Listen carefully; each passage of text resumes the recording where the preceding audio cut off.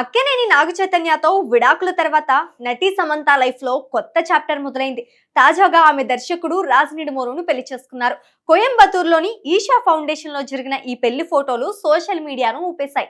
అయితే ఈ పెళ్లి తర్వాత వీరి ప్రేమ కథ గురించి ఒక ఆసక్తికరమైన ట్విస్ట్ బయటపడింది. సమంత పెళ్లిలో పెట్టుకున్న ఉంగరం అందరి దృష్టిని ఆకర్షించింది.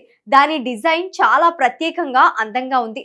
అయితే ఈ ఉంగరాన్ని సమంత ఇప్పుడే కాదు, చాలా కాలం నుంచే పెట్టుకున్నారట. సోషల్ మీడియాలో నెటిజన్లు ఆరా తీయగా ఈ ఏడాది ఫిబ్రవరి 13 నుంచే సమంత ఆ ఉంగరాన్ని పెట్టుకున్న ఫోటోలు ఉన్నాయని తేలింది. ఆ తర్వాత కూడా ఆమె చాలా సార్లు ఆ ఉంగరంతో కనిపించారు. ఈ ఉంగరం ఎప్పుడూ తన చేతిలోనే ఉండటంతో సమంత రాజ్ నిడుమోర్ల ఎంగేజ్మెంట్ అప్పుడే అయిపోయిందేమోనని సోషల్ మీడియాలో అందరూ ఊహించుకున్నారు. సమంత రాజ్ నిడుమోర్ల పెళ్లి గురించి ఆ మధ్య గుసగుసలు వినిపించినా నిశ్చితార్థం గురించి మాత్రం ఎలాంటి వార్త లేదు.